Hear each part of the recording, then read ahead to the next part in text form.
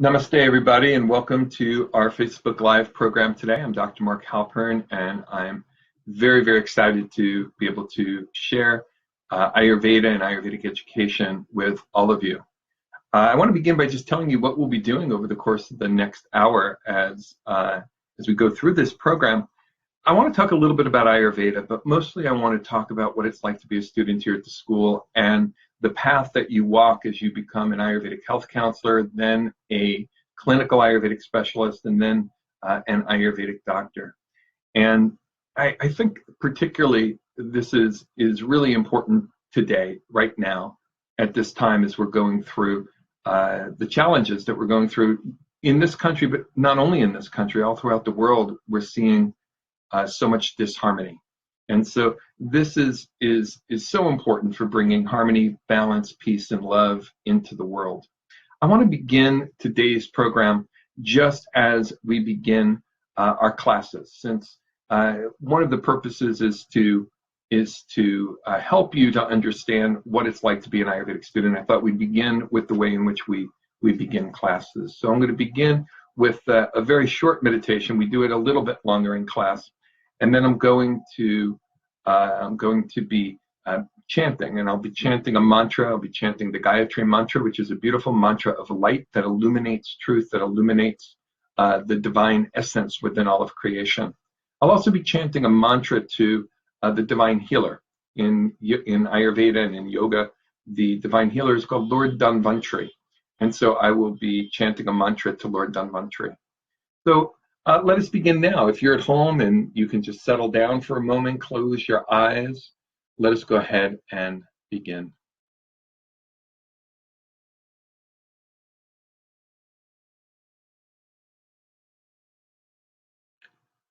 Om Bhuva Swaha Tatsavito Varenyam Bhargo Devasya Dhimahi Yo Yunha Prachodaya. Om Bhuva Swaha Tatsavito Varenyam Bhargo Devasya Dhimahi Yo Yunha Prachodaya. Om Bhuva Swaha Tatsavito Varenyam Bhargo Devasya Dhimahi Yo Yunha Prachodaya.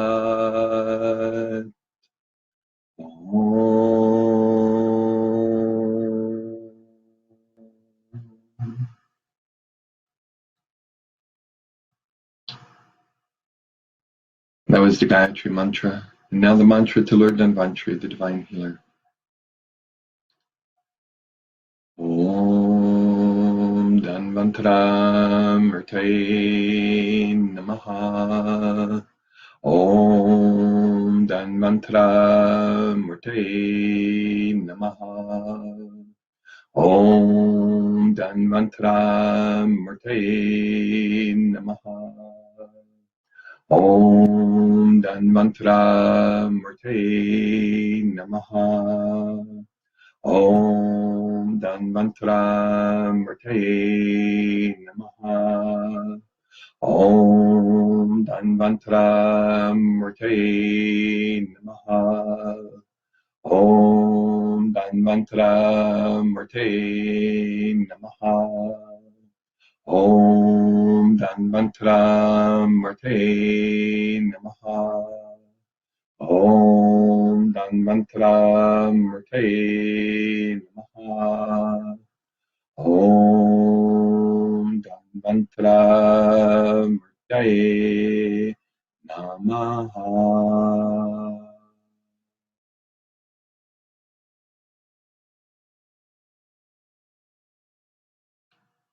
May the light of the Divine Healer illuminate our hearts and our minds as we journey into the knowledge of Ayurveda. Om Shanti Shanti Shanti. Om Peace Peace Peace. Namaste.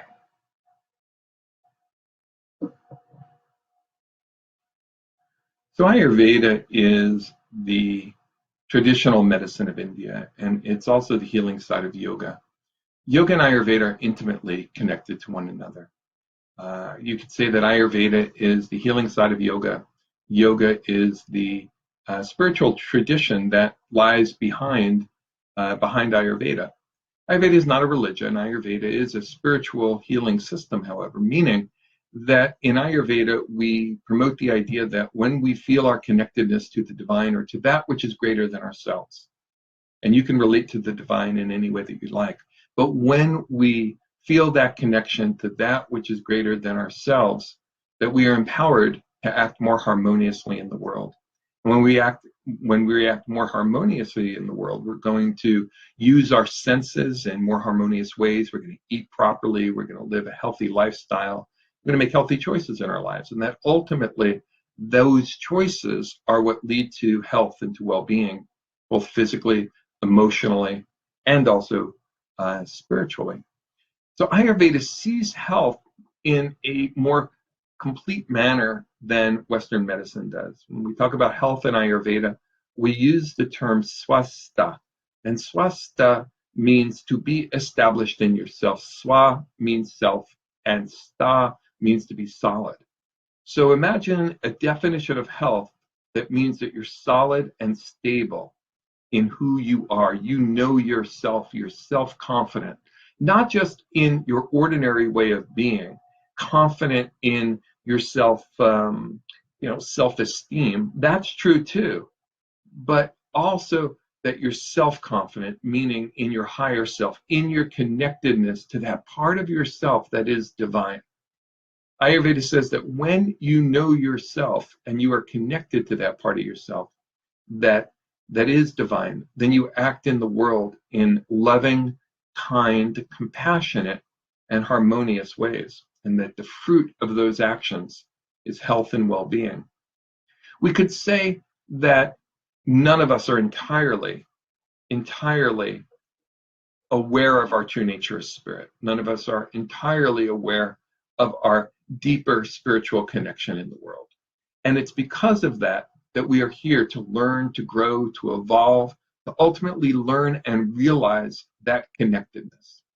It's because none of us are fully connected at that level that Ayurveda teaches that we experience some suffering, because of our sense of separation from the whole, and because of our sense of separation from each other and from the world around us. We act in disharmonious ways. We act in ways that are more selfish.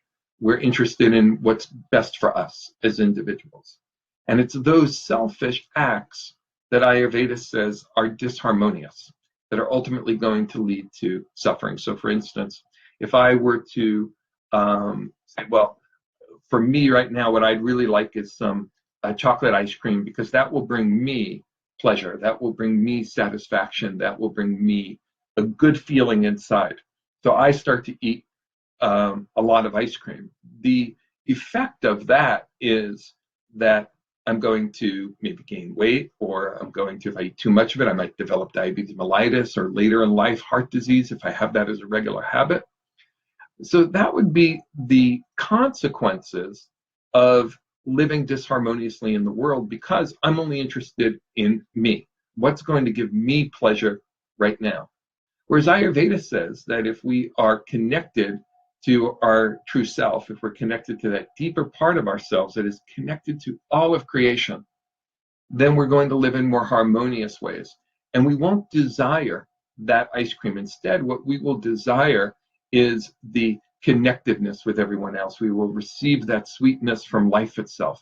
we will receive that sweetness from love. That it is really ultimately love that brings about our well-being, love that brings about our feeling of interconnectedness. And that's what we seek. So when we love ourselves and we love everyone else around us equally, that is when we experience optimal health and well-being. And this is really the journey of Ayurveda. The journey of Ayurveda is to first and foremost learn to love yourself so that you can be in love with all of creation. And that part of yourself that you love is not the selfish, egoic part of yourself, but that part of yourself that is greater than your individual nature, that part of yourself that is truly divine, that is connected. So we can say then that Ayurveda is a journey toward loving yourself. Ayurveda is a journey toward expressing that love in the world. And then Ayurveda is a journey of receiving that love back as a reflection of who you are.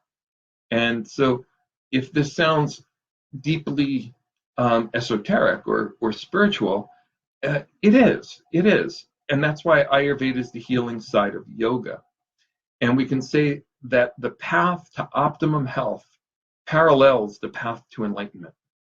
That these are really two continuous pathways that intertwine with each other all along the way, so that we never realize optimum health until we do our spiritual work in the world. That the two are interconnected. We will never become enlightened individuals until we are living harmoniously. So yoga is in many ways a path to enlightenment, to self-realization, to realizing the interconnectedness of all of creation. But we cannot achieve that without living Ayurveda on a day-to-day basis, so that we are living harmoniously in the world. So we experience optimum health and peace of mind simultaneously, that we're growing in both of those areas. And in that way, we're growing physically, we're growing emotionally, and we're also growing spiritually. Now, let's talk about what it is like to be a student here at the California College of Ayurveda. So first of all, I do want to let you know that I'll be joined in a little while by the college's director. Her name is Heidi Wingo, and she manages all of the administration here at the college. And if you have questions, we'll be taking questions together. Some just about Ayurveda, some about the administrative components of the school, whatever it is that you would like to ask. And so I'll be introducing you in a little while to Heidi Wingo, and she will also be taking your questions. And today, your questions are being monitored as well by Wendy Lewis, my assistant, and she's here with us in this room as well. So there's a small group of us from the college that are here today. Speaking of the college was founded in 1995, and at that time there were no official schools of Ayurveda in the United States, and the California College of Ayurveda applied through the state of California for state recognition, and we were both pleasantly surprised and shocked when we received the okay from the state of California to begin to educate students to become clinical Ayurvedic specialists. And so that program began in 1995. I guess that's now 22, almost 23 years ago. So we've been on this journey of educating students for a long time. About now 7 years ago, we purchased our current campus that we're in. And the campus of the California College of Ayurveda consists of it's 3 buildings on a few acres of land. It is about 15,000 square foot of building space, several classrooms. There is a full service Ayurveda clinic that serves our local community. Our interns are providing services to the local community. In addition to the interns providing services, so too are the faculty staff that are here as well working at the college. So interns, one of the exciting parts, I think, of their education is when they become interns and they start seeing patients one-on-one in the community. People who have real conditions, people who don't know that much about Ayurveda, but they do know that they've heard that Ayurveda can help them. And so they are coming in and filling our clinic, and our interns are taking care of them as well. So I'll talk more about the internship later. We have 3 classrooms. We have a complete clinic. We also have a Panchakarma center. And we have a Panchakarma center that is an overnight facility. So we actually have patients that stay here receiving Panchakarma for up to 30 days at a time. We have a day spa, but we also have our overnight facility in a Panchakarma cottage that has their bedroom and their therapy room and their living room all together in a beautiful cottage that is by a meditation garden with waterfalls and a very beautiful place for them to relax. So patients come here from all over the world in order to receive Panchakarma therapies.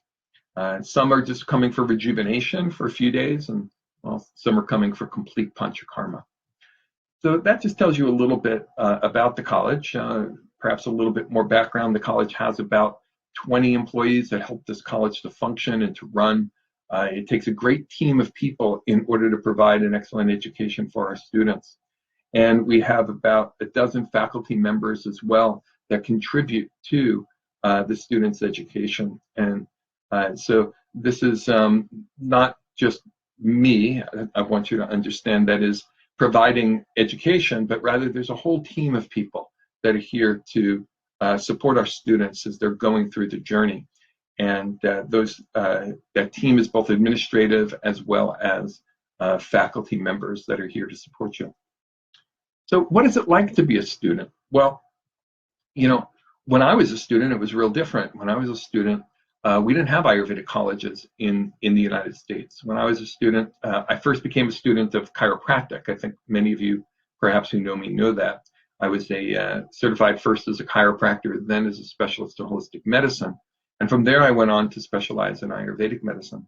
But a lot of that early study, as many of us did in the 1980s and 1990s, was informal.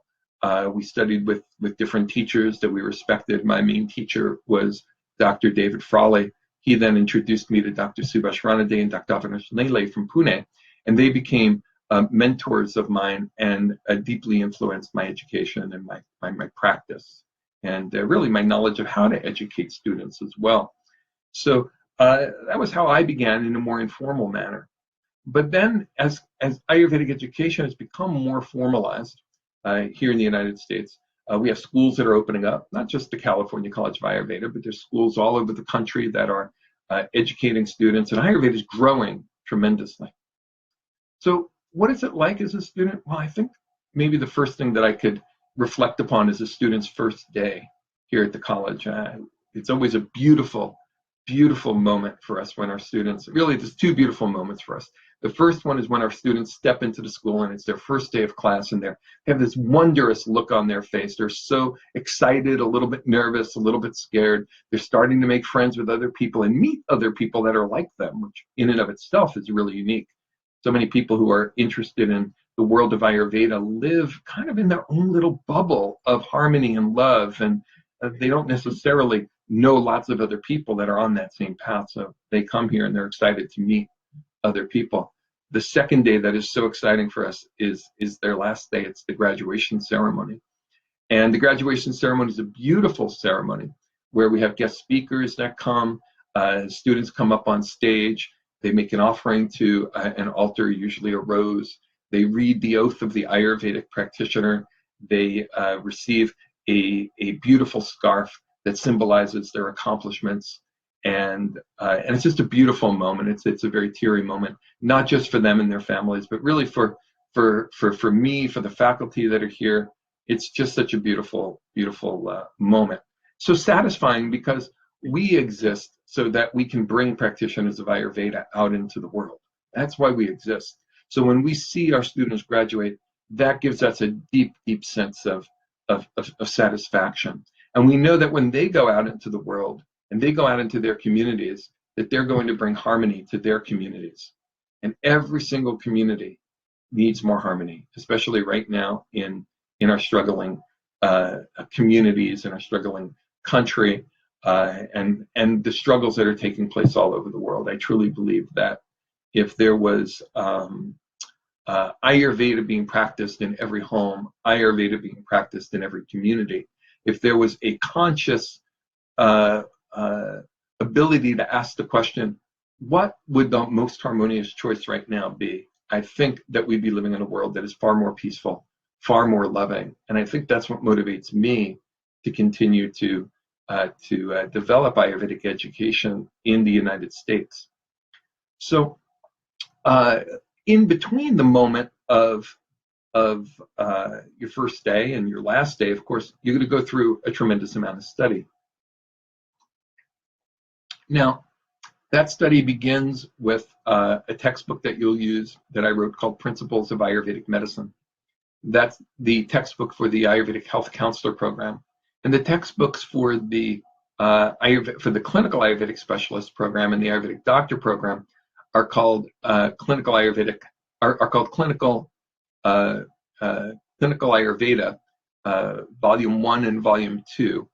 And these are the textbooks that take you through all the disease systems in the body as you're going through the program. Now, these textbooks were developed as a review of the 6 classical textbooks in Ayurvedic medicine. So these textbooks come from the Charaka Samhita, which is the oldest of the textbooks in Ayurvedic medicine. It was written between 500 BC and some say as early as 1500 BC.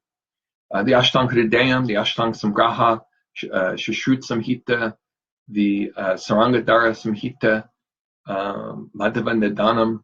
These are the various textbooks that all of the knowledge of Ayurveda comes from. And so when you study here at the California College of Ayurveda, what we've done is we've taken the knowledge from these textbooks and reorganized them into a manner in which a Westerner can easily study it and get a full and complete and authentic and traditional Ayurvedic education. And that's very, very important to us. While we're promoting Ayurvedic education in the West, we've been promoters of very high standards of Ayurveda here in the United States.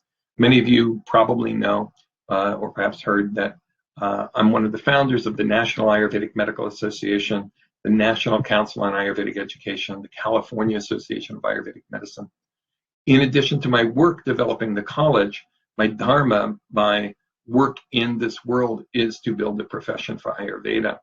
And when we established the National Ayurvedic Medical Association back in 1998, one of the insistences that I had is that the bylaws protect the spiritual integrity and the authentic integrity of Ayurvedic medicine here in the United States. And so we have been promoters of that idea, and I believe that that's happening really, in the better programs throughout the country. So when you're going through your education, it's not just an intellectual education. It's more than an intellectual education. It is an education of the heart. We say that when you study, all that knowledge is up here in your head. But it only begins to make sense when it trickles or drips down to your heart. Because in Ayurveda, we say that the heart is the seat of your consciousness. And it's there that true learning takes place. Anybody can learn information. But Ayurveda is so special. It is so different. It's not just regurgitating information that is important. It is embodying that information. And when it enters your heart, it enters every cell of your body, and you become that which you are teaching. You become that which you are studying. And that's a deeply personal and deeply emotional, in many cases, journey. So that the journey of each student is one of really looking at themselves first. Where am I living in harmony, and where am I living out of harmony? And how is the disharmony in my life contributing to the suffering that I have? And if I can begin to understand that in me, then I can begin to understand it in my patients. So eventually, all our students will have busy practices, we hope.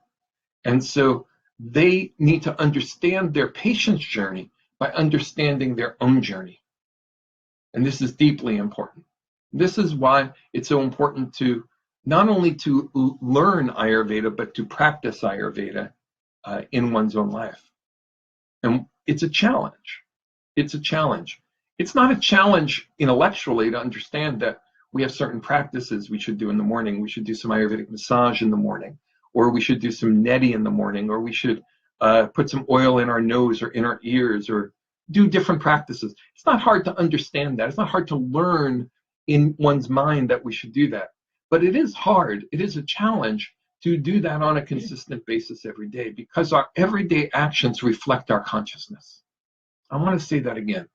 Our everyday actions reflect our consciousness, and it's only as our consciousness transforms that our lifestyle will become steady and stable, and we will then experience swastha, steadiness, or to be established in ourselves. That journey that we're going through is personal, because we each have different obstacles. Our obstacles are our belief systems. Our obstacles are how we see ourselves, how we value ourselves, how we value life in general. And so it's a journey, it's a personal journey our students are walking as they go through the program. And it's an emotional journey, because as we go on that journey, we confront the obstacles. We're also confronting the lack of love in our own lives. We each have, to some degree, a lack of love in our life. Every single person. Ayurveda says that if you were the embodiment of love, that you would experience no suffering. So every single person has some degree of suffering. This is not to make anybody feel bad or guilty for that. It's to be human. It's to be human. We're on the journey to learn to love. We're on the journey to learn to receive love, to open our hearts more and more. That's the journey we're on. The difference between an Ayurvedic practitioner and the general public is not that the Ayurvedic practitioner is an enlightened master. It's not that the Ayurvedic practitioner is a perfect human being. The difference is that the Ayurvedic practitioner is conscious of their journey. They know where they are, they know where they're going, and they know how to get there. And with that, they are able to guide other individuals as well on that journey. If we only waited until we were perfect before we were to help others, we would never get there. We never get there. Yoga teaches that when we do arrive at that place, that wonderful, high, blissful place of perfection, in yoga that's called asampragyata samadhi, when we arrive there, within 3 days, we'll be dead. Why? Because at that point, there's no dharma. There is no service left in the world. There's no more reason to participate in the maya, in the illusion. We have completely transcended it. And with that, we will sit quietly in meditation and not eat and not drink. And we will not leave this body because we are depressed. We will leave this body because we are light and full of love. And that will be a conscious leaving of the body. And at that moment, we become one with all of creation. We become the wind, we become the rain, we become everybody's higher self. We become the soul, the witness of all of creation, of every human being, of every plant, of every animal, of every rock. We become the essence, swarup, of all of creation. Well, that's a long ways away for most of us. It's a journey that we're on. And for all the Advaita Vedantins out there, yes, you can achieve it like that right now if you decide you want to. But it is a challenge to wake up and decide that that's what you want right now in this moment. And so it's a journey, a preparation to be ready for that. And the journey of being an Ayurvedic student is part of that preparation. It is advancing your knowledge, but it's also advancing you on the level of your heart, your emotions, and your connectedness to all of creation. And I think that's really the most important part of what it's like to be a student. Oh, there's so much of the academic things you'll study. You'll study the 3 doshas. You'll study how to do diagnosis. You'll study Ayurvedic pathology, what went wrong in the body, what went wrong in the mind, Ayurvedic psychology. You'll study nutrition. You'll study an introduction to herbalism. You'll study color therapy, aromatherapy, sound and mantra therapy. And that's all just part of the counselor program. When you get into the clinical program, the next level, you'll start to study panchakarma. And you'll also start to study advanced pathology and advanced herbalism. You're going to start learning how to design herbal formulas for all the different conditions and systems of the body. You're going to be learning about all the diseases of the digestive system, the respiratory system, the urinary system, the cardiovascular system, the nervous system, women's health modules on the female reproductive system and on preparation and the management of pregnancy. You'll be learning about chronic diseases, dermatology, ears, eyes, nose, and throat. You'll be learning about all of these things and more as you become a clinical Ayurvedic specialist. And a clinical Ayurvedic specialist is really a clinical practitioner. It is somebody who is very much like a doctor, but not quite there yet. To become a doctor, there's a few more classes our clinical Ayurvedic specialists have to take. They have to take a class in pediatrics and in geriatrics, in laboratory diagnosis and understanding lab tests, not only from a Western perspective, but what does it mean? How do we interpret it from an Ayurvedic perspective? And there's other classes as well. And throughout your entire education, you'll be having internships. In fact, there's 1.5 years of internship total on your way to becoming an Ayurvedic doctor.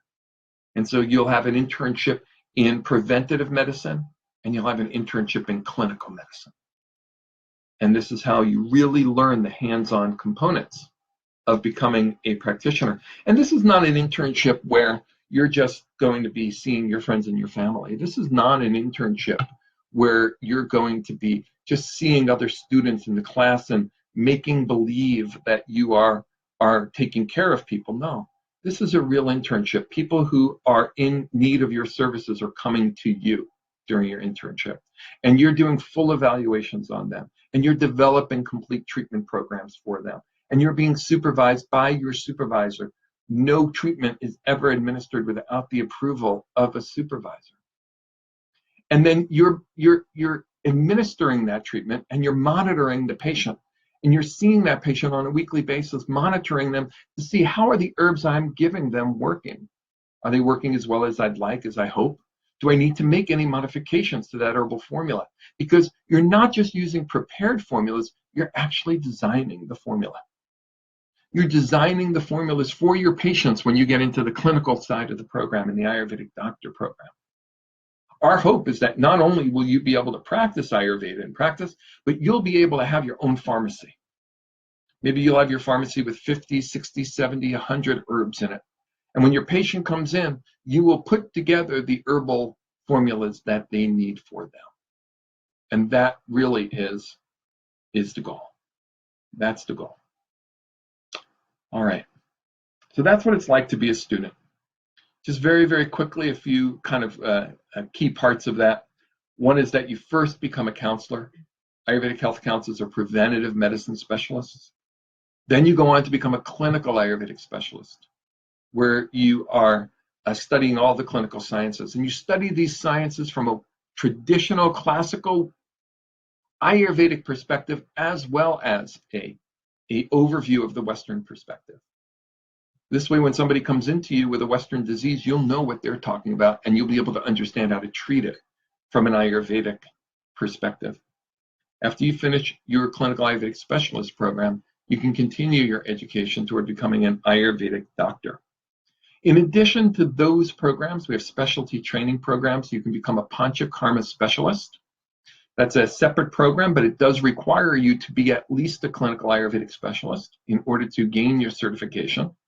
And this is because Panchakarma is not just spa therapies. Panchakarma is a clinical science that requires a clinical knowledge base and education. You need to know how to manage patient care. We have patients that go through Panchakarma who have cancer, Parkinson's disease, multiple sclerosis. This is not just spa therapy. Of course, we do have spa therapies in Ayurveda too, but that's a preventative medicine component. Panchakarma is different. We don't have time to go into it today, but perhaps at another live event, we'll do that. There's also some other specialties. You can take workshops, 2-week intensives on becoming an Ayurvedic yoga therapist if you're a yoga teacher. And you can learn the energetics of all the asanas and learn how to apply Raja Yoga to the healing process of the patient from a classical Ayurvedic perspective. It's based on the teachings in the Hatha Yoga Pradipika, Gerinda Samhita, and the Shiva Samhita, these traditional yogic textbooks. And we also have a certification course in Yoga Nidra that you can take. There's a CD that I made called Yoga Nidra and Self-Healing. And this is a practice where you can enhance and support your body's ability to heal itself through a combination of really what can be called a combination of deep relaxation and conscious awareness, and combining these two aspects together into a technique that allows you to create the experience of life that you're hoping to create. Well, I know that some of you have been online asking questions, wanting to ask questions. So we're going to just take a moment to gather those together. I'm going to ask Wendy to kind of go through the list and gather some questions together. But before we do that, I want to take a moment to introduce you to Heidi Wingo. Heidi Wingo is the school director, and she is really the person in charge of making sure that your educational experience is a smooth one from the moment you come to school until the moment you graduate. We're not perfect, but we try our best in order to support you in every way that we can. And Heidi is really the backbone of making that happen, and she supervises a team of nearly 20 people to support you to allow that to happen. So I just want to introduce you to Heidi Wingo right here. Heidi is sitting next to me. Excuse me, good morning. I hope everybody's having a wonderful Thursday out there. We're so happy to be doing this very first live event to answer questions and help you understand about our program and the life of an Ayurvedic student and what it means to start your journey and continue it through to becoming an Ayurvedic doctor. So I'm here to help answer any of the administrative questions now and of course beyond this moment.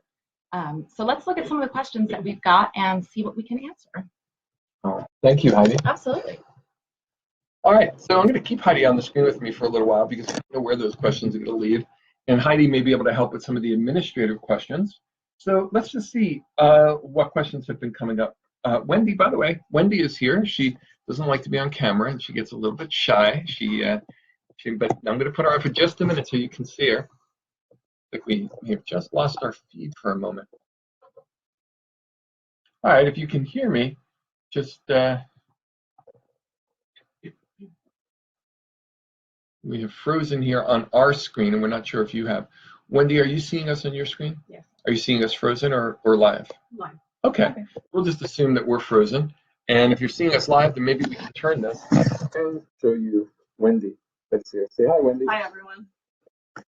Wendy is my assistant, and she does a wonderful job helping to keep everything organized in my world, so I appreciate her very much.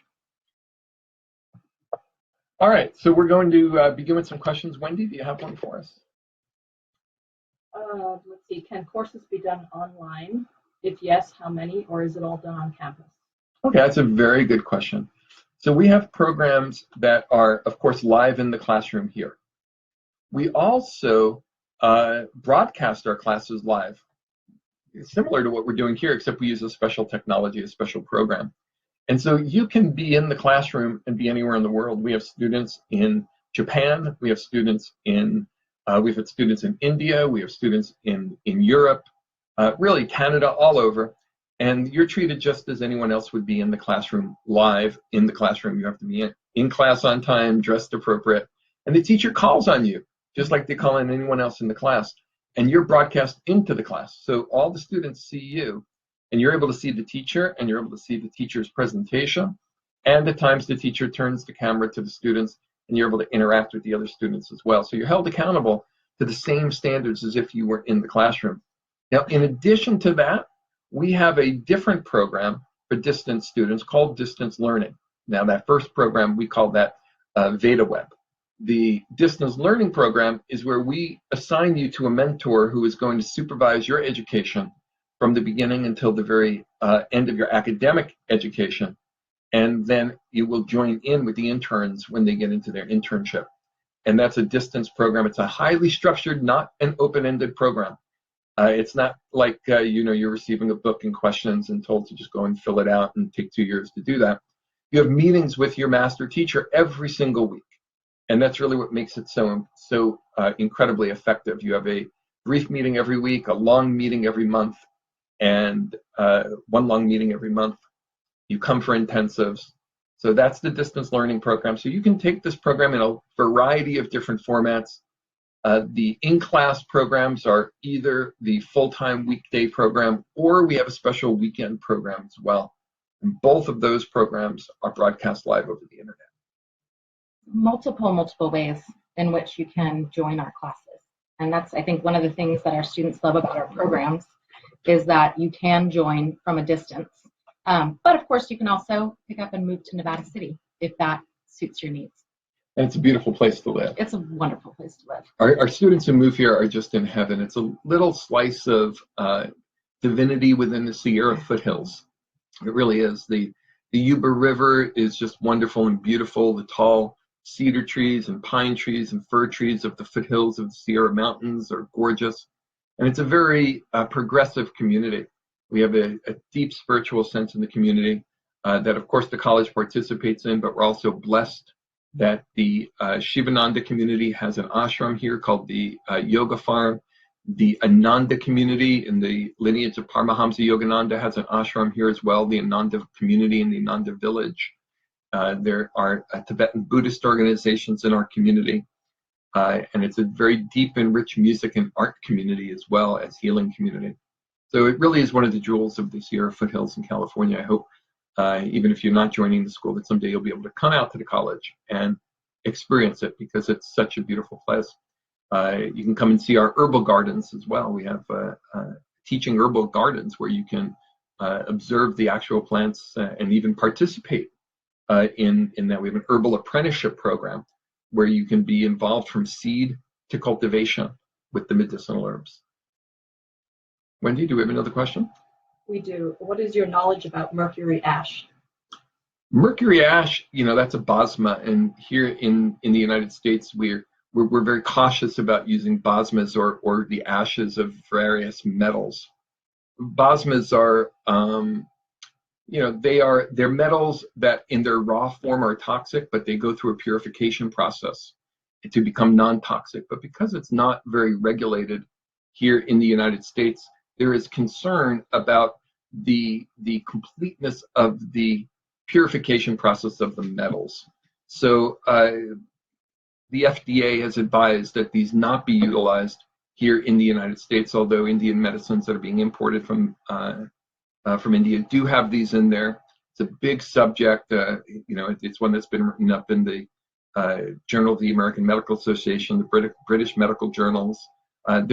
There's concern about the metals, and so it's not a concern that I necessarily share. But because of that, here at the college, we do not have our students utilize it because of the concerns for the legality of it in the United States. Now, as Ayurveda continues to develop here in the United States, and we can do more testing on the basmas and more standardization of the production of medicines, then I believe that will be a major step forward in being able to have those powerful medicines available here in the United States, because the basmas themselves are wonderful, and the mercury basmas are legendary for their capacity to rejuvenate the human being, particularly in parts of South India. Okay, another question? How long does it take to do the counselor program, the clinical program, and the Ayurvedic doctor program? Well, it takes it depends on which format you're in, first of all. If you're in the full-time format or you're in the weekend format, it takes a little bit of a different amount of time. Generally speaking, to become a counselor, the academic and the internship components of that combined to become an Ayurvedic health counselor, it takes about full-time a year. And in the distance programs and in the weekend programs, about 1.5 years in order to do. That sounds about right to you? Yeah.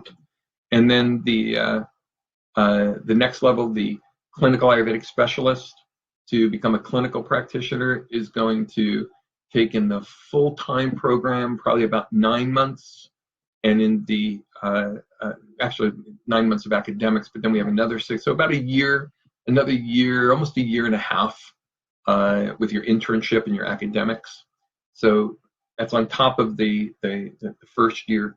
And then it takes about another 6 to 12 months to complete the doctor program as well. So the entire program to become an Ayurvedic doctor would take, if you were to look at it like a normal academic type of program, it's about a 4-year program, but we have an accelerated year-round approach to education. So most people can finish it if they stay steady with it in 3 to 3.5 years. But it's a complete program. So the preventative medicine specialist, the Ayurvedic health counselor, takes what was it about in full time a year? I'd say a year to 18 months, depending on, again, the format that you're in. Okay. And then another year to 18 months, depending on the format you're in for the clinical Ayurvedic specialist. So yes, I think most people can get it done in between 3 and 4 years if you're going the whole gamut, if you're going all the way to Ayurvedic doctor. Yeah. Okay. We have another question. Does the college offer financial aid? So the college does not offer traditional financial aid in the sense of federal funds being used for student education. So you do not apply for student loans. You don't graduate from school with student loan debt. The programs still in the development of Ayurveda here in the United States are still very reasonably priced. It's not as expensive as going to a medical school or to a acupuncture school or even a chiropractic school. So because of that, it's affordable for students to go to school. You don't have to take out student loans. We have monthly payment programs for students who are going to get their education. And then we have some scholarships too from time to time, don't we? Could you talk about that? Absolutely. So we do have, as Dr. Halpern was saying, we do have payment plans, which are of help to students who are in need of spreading their payments out throughout their program. But we do also have 2 types of scholarships that we offer. One is we offer at certain times of the year. It's called our Visionary Scholarship. And that is, you are required to write an essay on your Ayurvedic journey. It's a 500-word essay that you would submit. And those you see from time to time. We put those out there when we have those funds available. The other scholarships that we offer are need-based. And those are our Dhanvantari scholarships. And those really are, your typical filling out the application and showing that you have a financial need, and those are on a case-by-case basis. So definitely 2 things that we offer to our students. All right. Another question? How much support does the college give its graduates? Well, when graduates complete their education here at the school, we train them to go into private practice. That's the ultimate goal. Some of them will go into opening up Panchakarma centers and opening up Panchakarma spas. Some of them will integrate Ayurveda in with their other training that they may have received. Now, many of them go on to join the various associations, and the various associations that are postgraduate provide ongoing postgraduate education as well.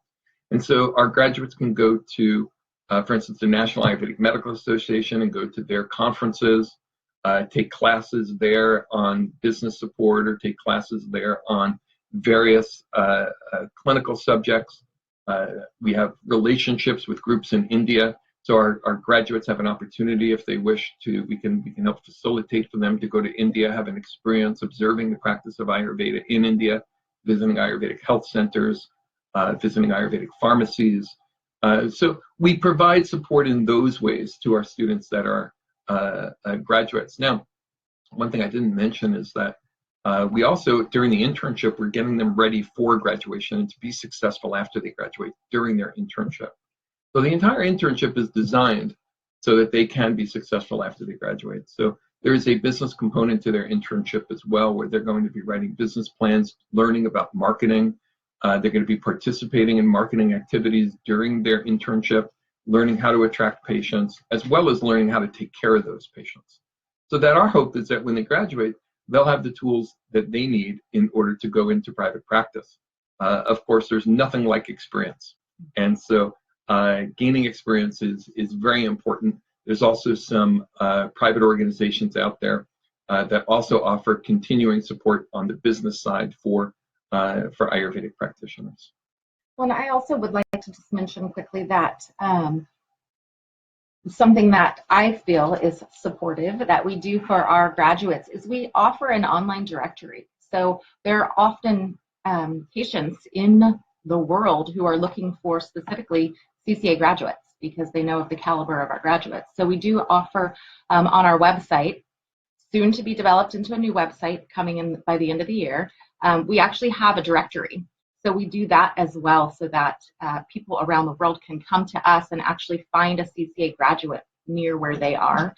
So we are supportive in that way where we are helping send people to our graduates because, like I said, they know how valuable our practitioners are that are out there. Yeah, I think that's pretty important because our school has a certain visibility throughout the country. So we get a lot of calls all the time from patients all over the country.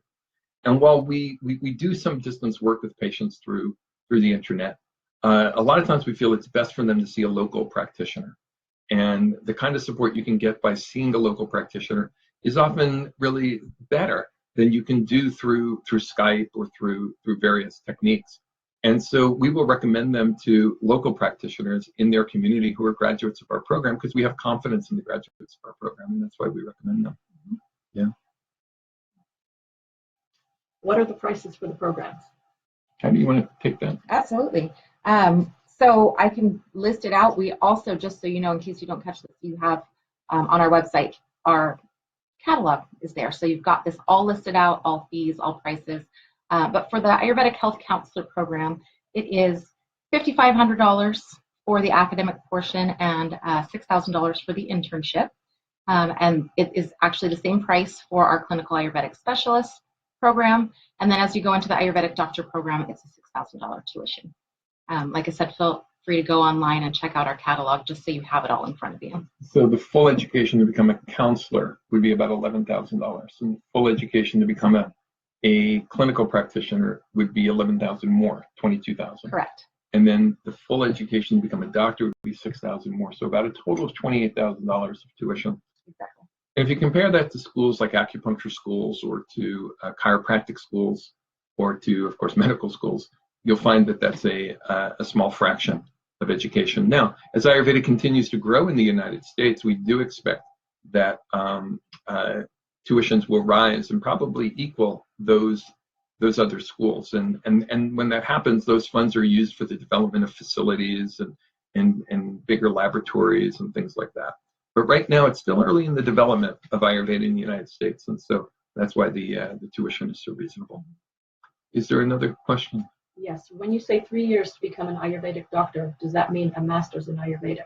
Oh, that's a good question. So in the United States, things work a little bit different than in India. And I don't know who asked that question, but I suspect it might be from India, because in India, the degrees and the development of education is different than in the United States. So in India, when you get your basic Ayurvedic degree, it's called a bachelor's in Ayurvedic medicine and surgery.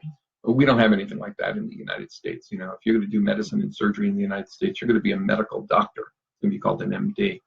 And then you can go on after that in India, and you can do what they consider postgraduate work to become to get your master's in Ayurveda, and then you get your MD as well. So you get your BAMS, and you might say BAMS MD, for instance, Ayurveda.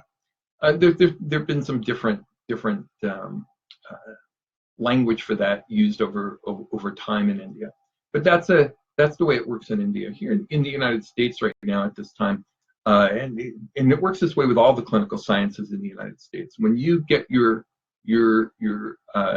title, it's a clinical title. It's not an academic title. So, for instance, if you were becoming a chiropractor, that's a fair parallel, so most people can understand that. You don't get a bachelor's in chiropractic and then a master's in chiropractic and then become a doctor of chiropractic. You just become a doctor of chiropractic. And just like you become a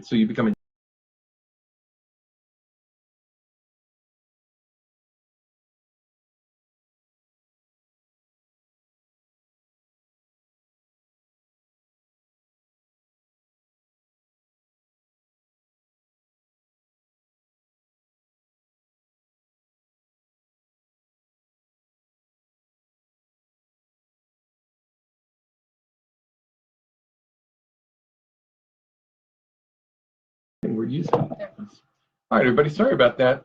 We're back. It looks like there was an interruption to our signal, the nature of doing a live broadcast. So here in the United States, it's much like it is with chiropractic, where you get your primary education and it leads you directly to a doctor, and you become a doctor of Ayurveda, or a parallel would be a doctor of chiropractic. But in shorter programs, we have the Ayurvedic Health Counselor, and we have the clinical Ayurvedic specialist. Now, these are clinical titles that are utilized. For those interested in following a more academic track, we are affiliated with Hindu University of America. And Hindu University of America, which is located in Florida, accepts the credit work that you do here at the college toward a master's in Ayurveda. So you can get your master's degree in Ayurveda as well. You do have to take a couple of courses in addition to your education here that they'll require directly through their school, which can be done online, and you can get a master's of Ayurveda. But most of our students, honestly, they don't do that because it doesn't afford them any additional practice rights here in the United States. And yeah, did you want to add anything to that? Okay, great, thank you. Okay, we have a couple more questions. When does the next school year start? We start programs throughout the year. Could you talk about that a little bit? So we start programs, our schedule is typically spring and fall. So coming up here in October is our next Ayurvedic Health Counselor academic course. It's starting actually October 3rd. So you can start that. We, of course, have the distance learning program that we spoke of earlier. That starts on the 1st and 15th of any given month. So that is an ongoing opportunity that you have to join that program. Beyond the October class, we start the Ayurvedic Health Counselor course again in March, where we will have, of course, a full-time class starting. We will also have a weekend class starting in March, and then, again, the ongoing distance learning classes. So definitely, if you're interested in looking at those exact schedules, reach out to us, and we can provide you with those so you can start making your plan. Although we may have time for one or two more questions, I don't want to forget to let everybody know that if you need more information, go to our website, which is ayurvedacollege.com. You can also make an appointment to speak with one of the counselors that are here at the school, one of the part of the academic counselors, and they're able to answer your personal questions and work with you individually on your application. There's an application process that you go through, and so they can assist you. That would be your next step. Do we have time for one more question? Yes, one more. Can graduates work in other countries around the world? Well, that's a great question. Every country in the world has different laws. It's funny that way. If you're a medical doctor in China, you can't necessarily practice in the United States. If you're a Ayurvedic doctor in India, you can't call yourself an Ayurvedic doctor here in the United States. Laws are funny things like that. Every country has its own laws, and until we have some sort of universal, global standard and recognition, each country has to be looked at individually. Now, in some countries, it's more regulated, the practice of Ayurveda, than in other countries, and India is the most regulated, of course, because it has developed there. But as it's spreading around the world, more and more people in countries all over the globe are practicing Ayurveda, but each country is different, and you have to take a look at the individual country's rules and regulations. All right, I think we have time for one more. Okay, it says, if I sign up for distance learning and want to change to data web, can I do that? Oh, if you sign up for distance learning and then that's not working for you and you want to be in the classroom live over the internet or even be in the classroom, yes, you can transfer, and then you work with our academic team on how that transfer takes place. But you certainly don't lose credit. There are ways to transfer you. Yeah. Our goal is to support you to be able to get the education in the form that is going to work best for you. That's really what our goal is. Well, I want to thank you all for taking the time to be with us, and I just want to leave you with a closing thought. And the closing thought that I want to leave you with is that at the end of our lives, at the very, very end of our lives, the only thing that's going to matter is how much did we love and what is the quality of that love. And that's where we're going to be reflecting. And Ayurveda is a science of learning to express that love in the world through every harmonious action. Ayurveda is a science of learning to live love in every moment. That's the personal journey that each of us is on. That's the journey that Ayurveda is guiding us toward. And so it's my great hope for you, whether you become an Ayurvedic student or not in your future, that you, on your journey, grow, learn, and evolve, and that your heart opens one petal at a time so that you're able to both share more love and receive more love. And I'll just end with chanting Om together 3 times before we close. And if you're with me out there, go ahead and chant Om.